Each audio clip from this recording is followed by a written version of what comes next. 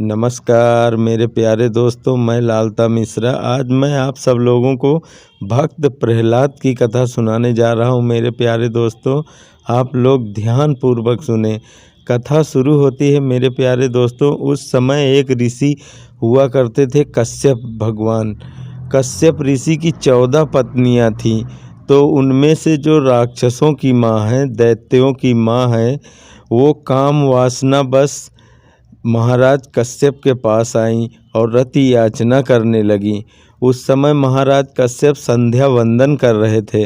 उन्होंने मना किया कि हे देवी, ये संध्या का समय है, इस समय ये 4 काम बिल्कुल नहीं करने चाहिए। स्वाध्याय नहीं करना चाहिए, निद्रा नहीं करनी चाहिए, सोना नहीं चाहिए और भोजन नहीं करना चाहिए। ये रति या मतलब गलत संबंध नहीं बनाने चाहिए। इस समय ये 4 काम वर्जित हैं संध्या के समय।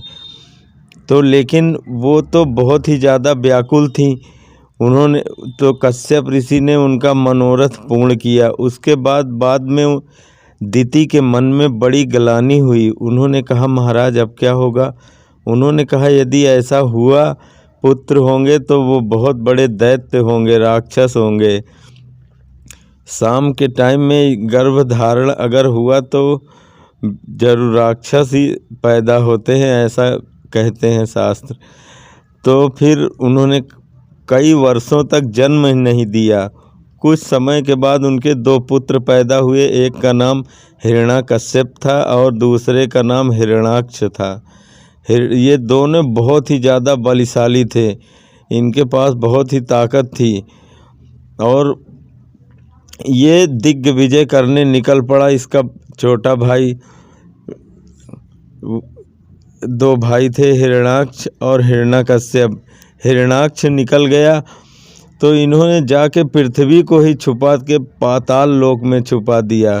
हिरण्याक्ष ने उसको मारने के लिए भगवान ब्रह्मा जी गए नारायण के पास, बोले, प्रभु अब आप ही संभालो, वो तो पृथ्वी को ही ले गया पाताल लोक में, अब कैसे सृष्टि होगी? भगवान को एक जोर की छींक आई ब्रह्मा जी को। उनकी नासिका से भगवान बाराह रूप में पैदा हो गए और जाके पृथ्वी का उद्धार किया और उस राक्षस का वध किया, हिरण्याक्ष का। बहुत ही बलशाली था वो, उसका वध कर दिया भगवान ने। उसके बाद अब बचा है हिरण्याकश्यप। हिरण्याकश्यप का विवाह हो गया कयाधु से। उसको एक पुत्र हुआ प्रहलाद, जो कि हरि भक्त हुआ। भगवान नारायण से वो बहुत जलता था हिरण्याकश्यप, और उसी के घर में भगवान, देखो लीला, प्रहलाद के रूप में पैदा हो गए। और परम भक्त नारायण का सुबह शाम एक ही बात, ओम नमो भगवते वासुदेवाय, इसी मंत्र का 24 घंटे जाप किया करने लगा वो। और बताया किसने था? नारद जी ने। नारद जी एक दिन चुपके से आए और उसको गुरु मंत्र दे गए ये। तब से वो इसी मंत्र का जप करने लगा। और हिरण्याकश्यप ने बहुत कोशिश करी कि वो छोड़ दे। उसके बाद उसका स्कूल में भी एक नाम लिखवा दिया। वहाँ के गुरु जी थे संडामृत जी महाराज, उसको पढ़ाया करते थे। बहुत दिनों के बाद उनके पिताजी मिलने गए, बोले, बेटा क्या पढ़ा? तो उसने भगवान नारायण की ही 9 भक्तियों का वर्णन कर दिया कि हे प्रभु पिताश्री, किस प्रकार व्यक्ति यम, नियम, आसन, प्राणायाम, प्रत्याहार, धारणा, ध्यान, समाधि, इन सब चीज़ों को एकाग्र करके उस परमात्मा से मिलन करता है, उस परमात्मा तक पहुंचता है। ये सब सुन के तो भैया वो बड़ा आग बबूला हो गया और संडामृत के ऊपर उठा के तलवार रख दी। बोले, आपने ही ये सब चीज़ें सिखाया, आपने बिगाड़ा है मेरे लड़के को। संडामृत जी बोले कि हे महाराज, हमने कुछ नहीं सिखाया, आपका लड़का तो पढ़ा पढ़ाया ही आया है। ये तो सब खुद ही पढ़ा पढ़ाया आया, मैंने इसे नहीं पढ़ाया ये सब चीज़ें।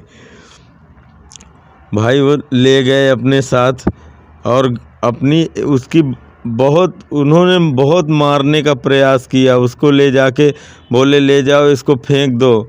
पहाड़ों से ले जाके नीचे फेंक दिया प्रहलाद को। पर वो उसी मंत्र का जप करते रहते थे हमेशा। ओम नमो भगवते वासुदेवाय। ओम नमो भगवते वासुदेवाय। नारायण हर जगह कृपा करते उनके ऊपर, हर जगह जाके बचा लेते। काल कोठरी में ले जाके छोड़ दिया, जहाँ सांप ही सांप रहते हैं वहाँ भी एक ही मंत्र का जाप किया करते थे और बच के वहाँ से निकल आए। उसके बाद उसकी एक बहन थी हिरण्यकश्यप की, जिसका नाम होलिका था।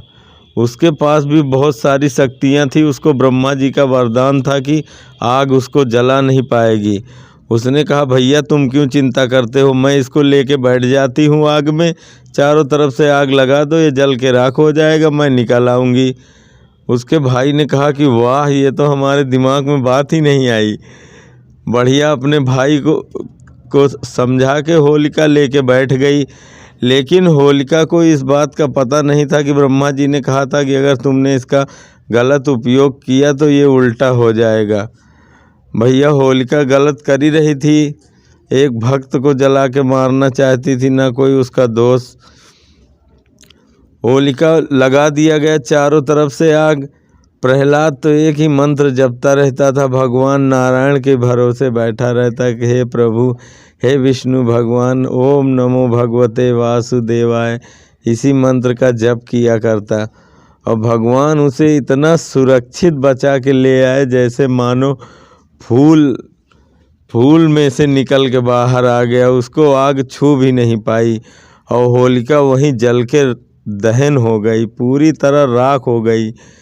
सब वो बोली ब्रह्मा का वरदान झूठा है, लेकिन झूठा नहीं है। जब किसी संत महात्मा को, किसी भगवान के भक्त के ऊपर कोई भी शक्ति अपनी दिखाएगा तो उसकी शक्ति नष्ट हो ही जाएगी। यही हुआ होलिका के साथ। होलिका जल के राख हो गई, प्रहलाद बच गए। प्रहलाद के सारे दोस्त नाच रहे हैं खुशी में कि प्रहलाद बच गया, और इसी खुशी में सब लोग अब होलिका मनाते हैं, होली मनाते हैं, सभी लोग होली मनाते हैं उसी खुशी में कि प्रहलाद निकल के आ गया, भक्त बच गया भगवान का, और राक्षस और होलिका मर गई। जो गलत सोच का नाश हुआ, सच्चाई की जीत हुई। और उसके बाद भी उसका दिल नहीं माना, खौलते हुए कड़ाह में डलवा दिया, वो भी भगवान की कृपा से फूल हो गया सब। उसके बाद उसने क्या किया, बांध दिया उसको एक खंभे में और बोला कि अब बता तेरा भगवान अब तुझको कैसे बचाएगा। अब देखता हूँ मैं कैसे बचाता है तेरा भगवान, बता कहाँ कहाँ है। तो उसने कहा कि पिताजी मुझे तो हर जगह भगवान दिखाई देते हैं, आप में भी दिखाई देते हैं, इन राक्षसों में भी दिखाई देते हैं। बोले हाँ, ये खंभे में भी भगवान है तेरा? बोले हाँ, खंभे में भी है, मेरा भगवान तो कण कण में बसा हुआ है।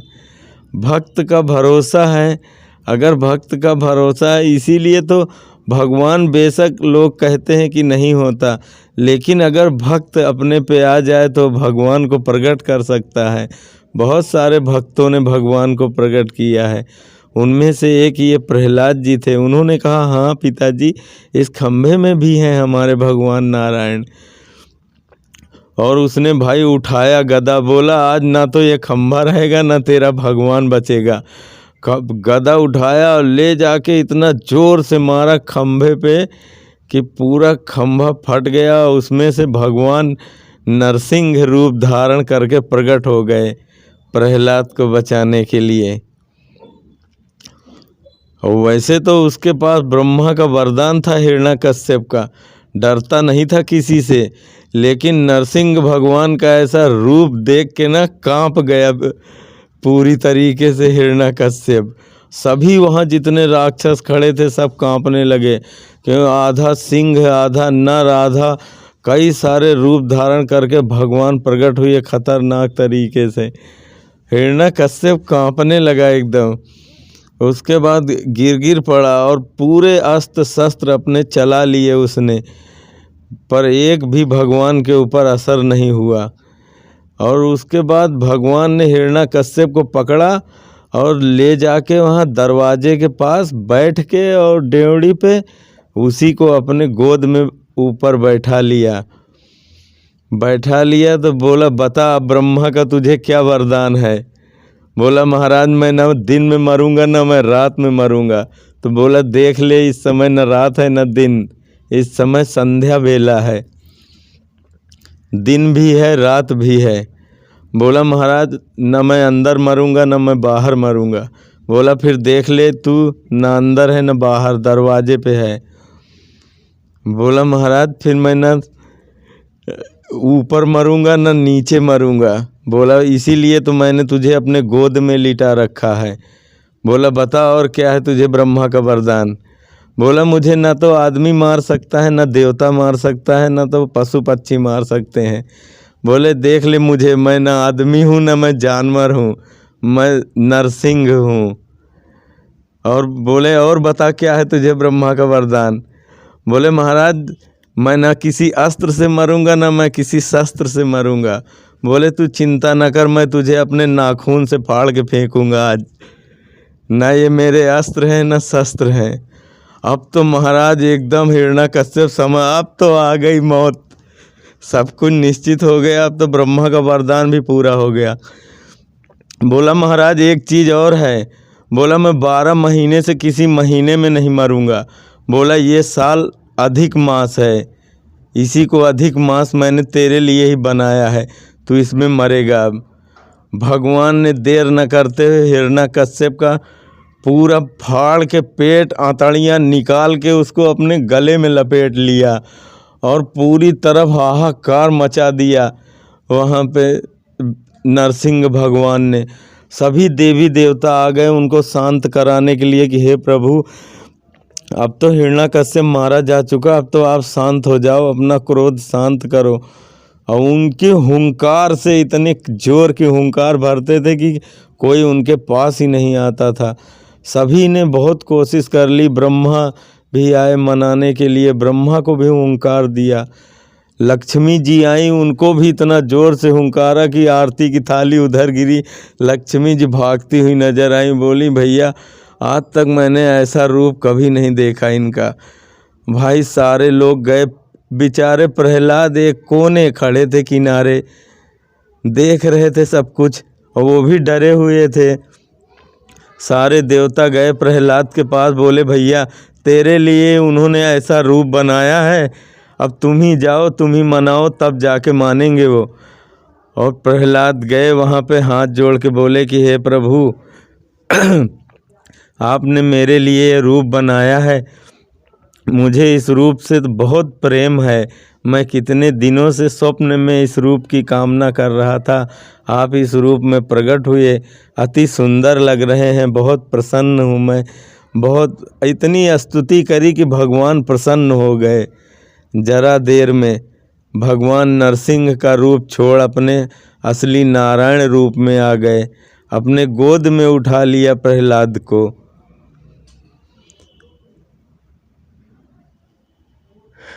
उसके बाद भगवान खूब प्रेम करने लगे प्रहलाद को, सभी देवता स्तुति गाने लगे प्रहलाद की, खूब मार वो कामना करने लगे कि धन्य है प्रहलाद जिसको भगवान ने स्वयं अपनी गोद में उठा लिया।